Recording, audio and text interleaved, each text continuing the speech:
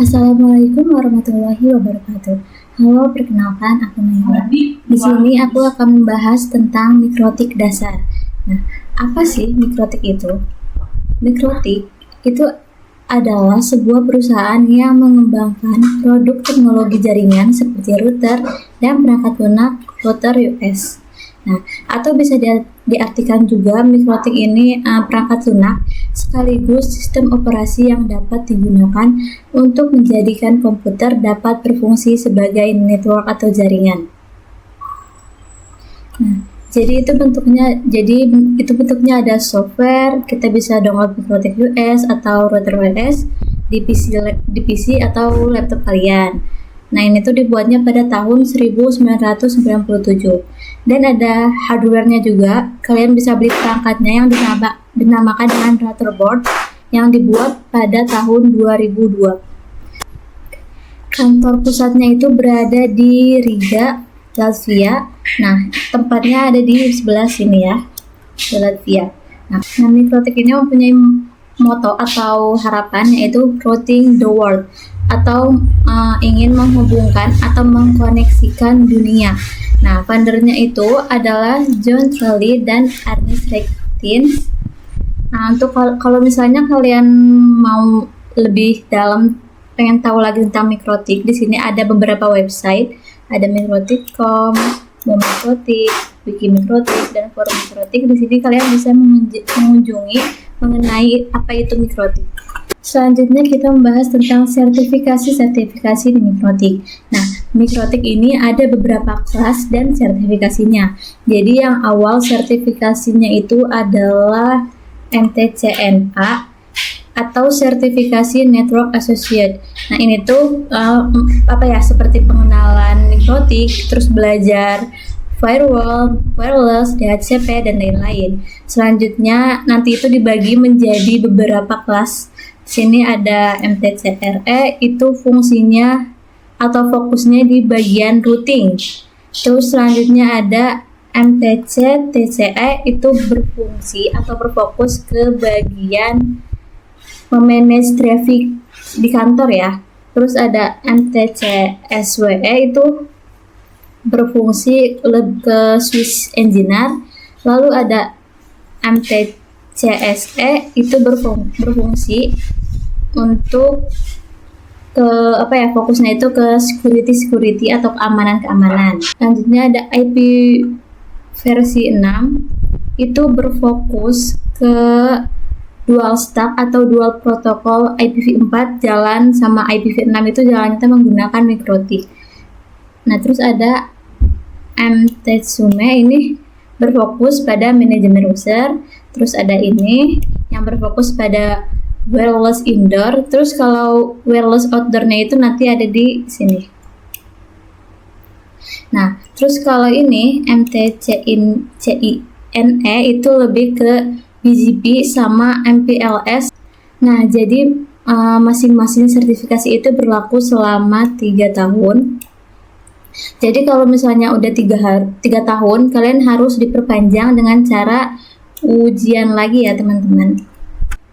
Selanjutnya kita akan membahas tentang mikrotik router US. Nah, seperti yang kalian tahu tadi, di mikrotik itu kan ada 2, yaitu router board atau perangkat kerasnya dan router US. Nah, kalau router US ini bisa diinstal di multi platform, misalnya di PC atau di VM virtual machine. Nah, ada juga standalone operating system, ini berbasis Linux v335 kernel. Nah, di sini ada router US fitur. Nah, pertama, router US ini support untuk wireless network ya. Standarisasinya dia bisa A, B, G, N, dan AC. Selain wireless, mikrotik juga support routing, baik itu RIP, SPF, BGP, RIP, NG, dan lain-lain. Nah, di sini juga ada firewall dan NAT. Lalu ada QS, lalu ada point-to-point tunneling, dan user management. Misalnya DHCP, proxy, hotspot yang biasa kita gunakan. Terus yang terakhir itu ada tools. Yang terakhir ada tools ya. Oke, di sini ada beberapa cara untuk mengakses MikroTik. Yang pertama itu ada via keyboard. Nah, ini tuh kalau kita aksesnya pakai keyboard itu nggak perlu IP-IP-an, nggak perlu GUI, kita hanya membutuhkan text base atau command. Nah, yang kedua itu menggunakan serial console. Nah, ini tuh sama seperti tadi, tidak harus menggunakan IP, GUI, tapi hanya menggunakan text base. Selanjutnya ada Telnet dan SSH. Nah, kalau Telnet dan SSH ini menggunakan text base dan membutuhkan IP. Terus ada Winbox, ini yang paling sering banyak digunakan karena dia gak perlu IP, dia hanya menggunakan UI dan text base saja atau komen. Terus juga ada FTP, terus ada API, terus ada QuickSet atau Webfig. Jadi ini kita gak perlu menginstal atau mendownload Winbox-nya. Sama seperti Winbox, jadi kayak kita tuh gak perlu mempunyai aplikasinya, ini hanya menggunakan website. Nah, ini tuh bisa menggunakan text base, GUI, dan membutuhkan IP. Terus ada Telnet, terus ada lokal dan MikroTik, app. Nah, itu dia cara beberapa kita mengakses MikroTik. Selanjutnya kita akan belajar mengenai Winbox terlebih dahulu ya. Oh iya, kalau di sini kita kan akan membahas tentang Winbox. Sebelum kita membahas tentang Winbox, kalian harus tahu dulu cara download Winbox itu. Kalian bisa klik atau ketik website di browser. Kalian bisa ketik Winbox, ntar bakal keluar. Nah, misalnya di sini aku udah punya Winbox-nya.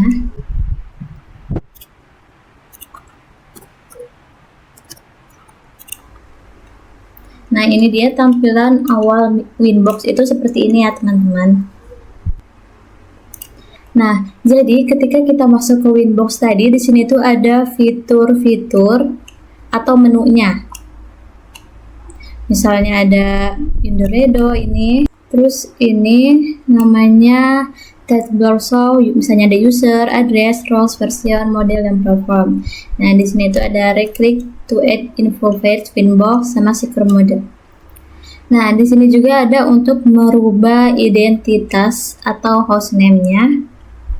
Nah, kita bisa merubah hostname ini di menu sistem, lalu klik identity, dan kalian bisa rubah namanya di sini, lalu kalian apply. Nah, atau bisa juga kalian memakai terminal atau komen ya, yang seperti ini ya, misalnya kalian ketik sistem identity, set name, dan kalian beri nama misalnya SN atau apapun terserah ya. Nah, selanjutnya di sini misalnya kita mau router kita bisa berkomunikasi dengan laptop. Kita pakai IP address-nya dulu. Kalian klik IP address plus dan isi IP address-nya. Terus ether berapa? Misalnya di sini ether 1 atau ether 2, baru kalian klik apply. Lalu kalian ping IP yang satu jaringan. Kalau sudah, bisa verifikasi dengan cara buka terminal lalu ping router. Nah, itu dia cara yang menggunakan MikroTik Winbox. Nah, sekarang kita coba menggunakan Webfig. Nah, ini tuh mengakses MikroTik-nya menggunakan Webfig atau tanpa harus menginstal aplikasinya. Jadi Webfig ini konfigurasinya via website. Misalnya Webfig ini diperkenalkan sejak ROS v5.0 dengan fungsi yang sama dengan Winbox. Dia itu support IPv4 dan IPv6, support melalui HTTP dan HTTPS. Nah, ini tuh alternatif Winbox ya. Kalau misalnya kalian nggak punya Winbox, kalian bisa menggunakan Webfig. Nah, mengaksesnya itu kalian bisa klik ini, HTTP IP router. Nah, di Webfig ini itu ada beberapa informasi. Di sini diantaranya ada QuickSet, terus ada Webfig, terus ada terminal. Nah, Webfig ini untuk konfigurasi menggunakan browser, misalnya perubahan config, nambah IP, dan lain-lain. Terus kalau misalnya terminal, misalnya konfigurasi tertentu, misalnya test ping dan lain-lain. Terus ada juga quickset, nanti kita akan bahas. Nah, ini dia, di Webfix juga ada salah satu yang terkenal yaitu quickset yang tadi untuk secara cepat menghubungkan mikrotik kita ke jaringan lain, misal wireless atau internet. Nah, itu bisa menggunakan quickset. Quickset ini settingannya cepat karena tampilan-tampilan dasar itu ditampilkan menggunakan dalam satu layar. Nanti di sini tuh ada modenya, misalnya mode home up, ETP Bread AP, terus ada point to point bridge CPE dan lain-lain. Selanjutnya kita akan mempelajari tentang command line interface. Jadi yang perlu kalian ingat, mikrotik itu gak selalu menggunakan Winbox, jadi kita bisa pakainya SSH atau Telnet ke routernya. Nanti ketika kita udah ke Telnet, itu dia bisa akses ke mikrotiknya. Nah, tapi dia itu menggunakan command-command, jadi bandwidth yang digunakan lebih kecil daripada Winbox ya. Nah, sekarang kita akan coba menggunakan SSH atau Telnet. Kita harus punya program dulu buat sebagai SSH-nya itu, misalnya ada aplikasi namanya PuTTY atau WinSCP. Nah, di sini aku menggunakan PuTTY. Setelah download, kalian bisa pakai SSH, lalu masukin IP routernya. Di sini misalnya 192.168.88.1, terus portnya 22, lalu connect, dan tampilannya akan seperti ini.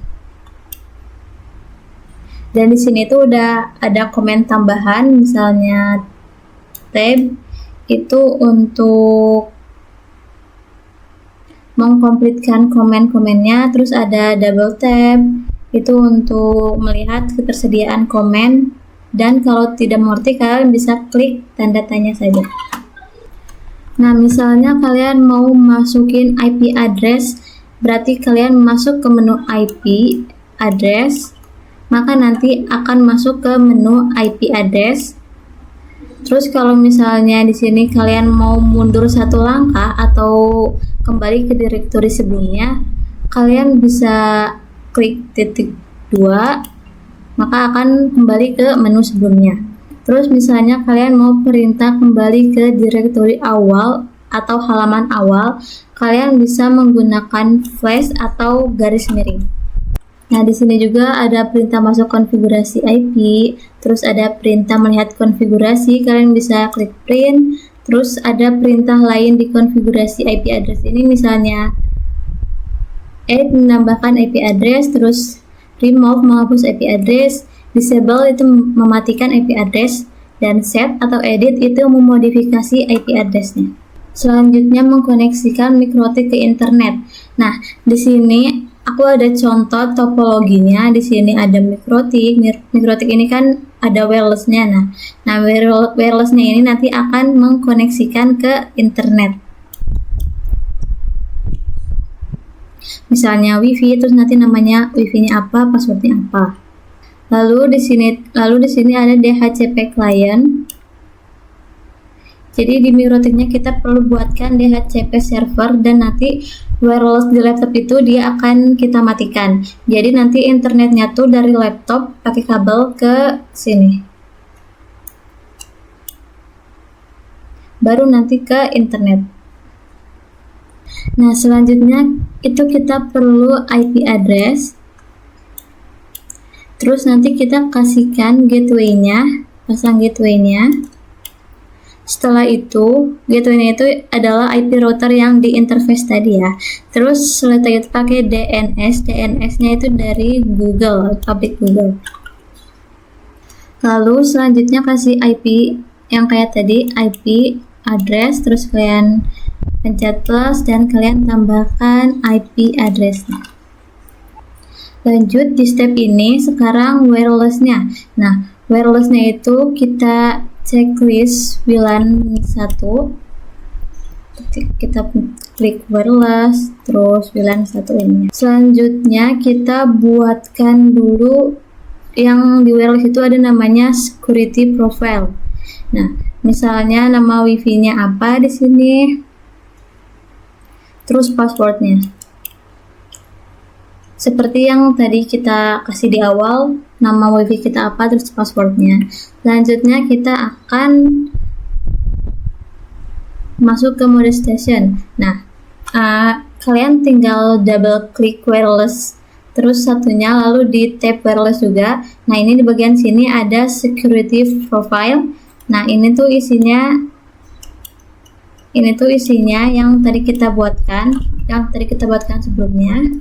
Nah, untuk mempermudah connect ke AP atau access point itu bisa menggunakan tool scan.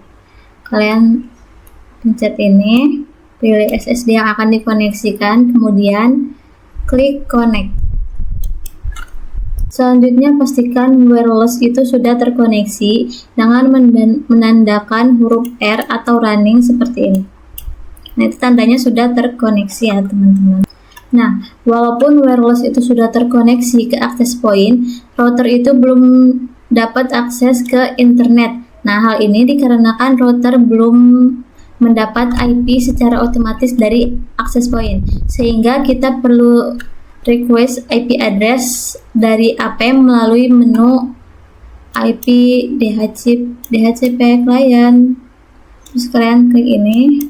Nah, kalian bisa tambahkan interface-nya berapa dan connect. Nah, pastikan itu mendapat status bound atau menandakan bahwa WLAN 1 sudah mendapatkan IP address dari access point. Nah, pada menu IP address ini terdapat dynamic IP address, ada WLAN 1. Nah, setelah itu kita bisa ping dari router ke internet terminal seperti ini ya. Nah, selanjutnya ketika router kita sudah bisa internet tapi laptop kita masih belum bisa, nah solusi selanjutnya kita perlu translate dulu dari IP private ke IP public. Caranya kalian klik IP, terus firewall, NAT, dan di sini actionnya terus out interface-nya WLAN 1 dan actionnya masquerade. Nah, di sini juga ada beberapa troubleshooting ketika kita mengakses MikroTik.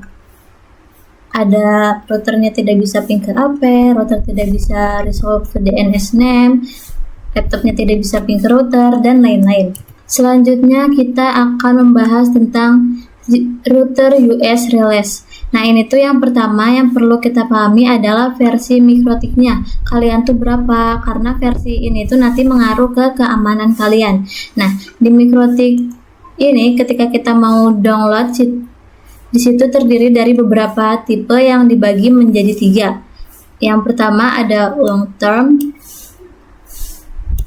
atau book fix only. Biasa disebut book fix only. Ini tuh langer ini tuh paling stabil dan update-nya itu tanpa ada penambahan fitur-fitur baru. Misalkan di sini ada 6.31, 6.32, 6.33 dan 6.31. Lalu yang kedua itu ada stable atau current. Ini tuh sama dengan fitur yang tadi yang long term, tetapi fitur current ini tuh ditambahin dengan fitur-fitur terbaru. Beda dengan yang tadi, kalau yang ini ditambahkan fitur-fitur terbaru. Lalu yang ketiga itu ada beta atau release candidate. Nah, ini tuh biasanya ini dibuat untuk orang-orang yang cocok atau suka coba-coba versi-versi atau fitur-fitur baru misalnya. Selanjutnya kita akan belajar tentang upgrade router US. Nah, upgrade ini digunakan untuk fixbox, security atau new fitur dan lain-lain. Untuk alasan security, MikroTik ini menyarankan agar selalu melakukan upgrade router ke versi terbaru. Nah, upgrade ini harus memperhatikan aturan level dan lisensi yang berlaku. Selain itu juga harus memperhatikan kompatibilitas terhadap jenis arsitektur hardware-nya. Nah, upgrade ini ada dua cara. Yang pertama ada upgrade patch cache from router, terus ada manual patch cache. Nah, yang pertama kita masuk ke dalam sistem upgrade from router. Nah, pastikan router sudah punya akses internet, terus upgrade itu melalui menu sistem, patch cache, terus check for update. Nah, dan sini kalian bisa pilih mana yang kalian mau, misalnya long term, stable, testing, dan lain-lain. Nah, selanjutnya ini yang upgrade itu melalui manual upload patch cache. Nah, upgrade ini itu dilakukan dengan mengupload beberapa patch cache ke router. Nah, upload patch cache ini tinggal drag and drop dari komputer ke router melalui Winbox menggunakan protokol TCP port 8291. Nah, selain di drag and drop melalui Winbox, bisa menggunakan FTP client dan patch cache harus diupload di bagian root. Nah, untuk patch cache ini bisa di-download di situs mikrotik.com.download. Nah, pemilihan paket ini sangat penting dalam melakukan upgrade jenis dan arsitekturnya, hardware-nya, memiliki software yang berbeda ya. Nah, untuk kebutuhan upgrade ini gunakan extra patch dan disarankan untuk mendownload yang versi long term atau stable. Nah, sekarang kita akan belajar tentang downgrade. Nah, downgrade itu dilakukan apabila hardware kurang mendukung terhadap versi baru atau terdapat bug pada versi aktifnya. Nah, downgrade ini harus memperhatikan kompatibilitas terhadap jenis arsitektur hardware. Untuk mendownload patch cache ini yang versi lama bisa melalui menu download archive. Nah, di sini ada menu-menu download from routernya, ada sistem patch check for update, pilih channel yang berbeda, klik download di patch cache list. Terus kalau yang manual itu kayak gini, download patch versi sebelumnya dari web Mikrotik, terus ekstra, kemudian upload dan router, masuk ke sistem patch dan klik download. Selanjutnya itu kita akan membahas tentang router boot. Nah, router boot ini adalah firmware yang bertanggung jawab untuk memulai US pada perangkat router boot. Nah, ada dua tipe bootloaders dalam router boot, main dan backup. Nah, main ini berfungsi untuk update router US, dan backup itu digunakan untuk merecovery router US ke semula jika dibutuhkan. Untuk lebih lengkapnya kalian bisa cari di website ini ya. Selanjutnya kita membahas tentang IP service. Nah, IP service ini merupakan berbagai cara untuk masuk atau login ke dalam router US. Nah, dapat juga digunakan untuk membatasi user login dari salah satu service dengan cara mematikan atau merubah port pada service tersebut. Nah, di sini ada SSH, SSH-nya berapa, portnya berapa, disable semua service kecuali SSH dan Winbox, ubah port SSH-nya menjadi 9022 dan Winbox menjadi 300. Login kembali ke router menggunakan default port, login kembali ke router menggunakan port yang sudah dirubah. Nah, selanjutnya itu backup dan restore. Nah, ini tuh yang penting banget, yaitu kita perlu membackup konfigurasi Mikrotik kita. Nah, ada dua hal yang perlu kita tahu, bahwa file backup ini ada dua.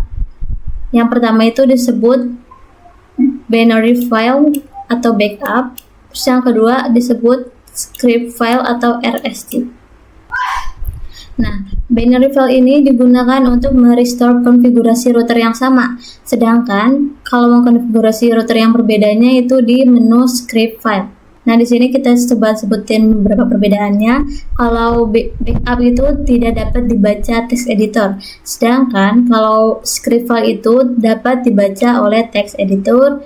Terus ini dapat membackup semua konfigurasi router dan create router point kembali ke seperti semula. Tapi kalau script file ini dapat membackup sebagian konfigurasi router. Nah, dapat digunakan juga untuk menambah config baru atau script terbaru pada Mikrotik. Nah, di sini kita akan coba yang pertama dulu, itu menggunakan binary file atau backup. Nah, ini tuh untuk menyimpan dan restore. Backup file ini dapat dibuat melalui menu flash. Backup file adalah binary secara default terinskripsi dengan user password. Nah, berisi seluruh konfigurasi yang terdapat pada router termasuk username dan password. Nah, Kalau backup ini untuk mengkonfigurasi pada mikrotik, sedangkan kalau restore ini untuk mengembalikan konfigurasinya. Kita menggunakan script file atau RSC. Nah, file export atau RSC ini merupakan salah satu jenis file backup yang berupa script. File export ini menggunakan tipe plain text atau dapat diedit, berisi beberapa konfigurasi yang ada pada router. Nah, script tidak akan membackup settingan username dan password router, dapat juga membackup sebagian konfigurasi yang ada pada router. Nah, untuk membuat file export ini menggunakan terminal atau CLI. Konfigurasi dapat dipindahkan ke router board yang berbeda. Restore ini harus menggunakan perintah import. Backup dan restore ini dengan menggunakan mode script dilakukan dengan perintah export, itu akan menyimpan konfigurasi dengan bentuk script yang dapat diolah.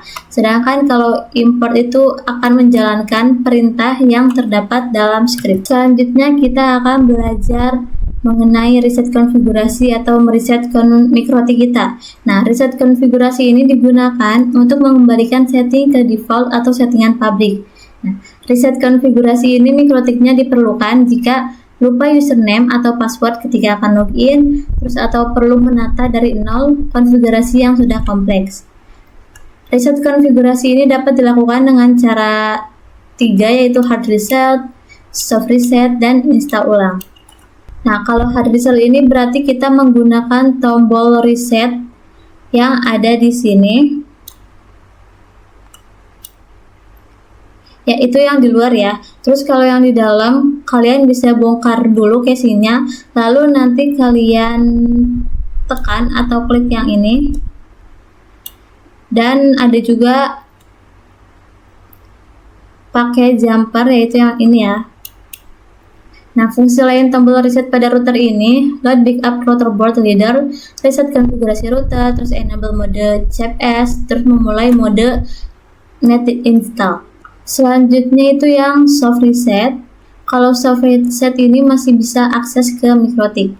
Kalian bisa buka sistem, terus reset configuration.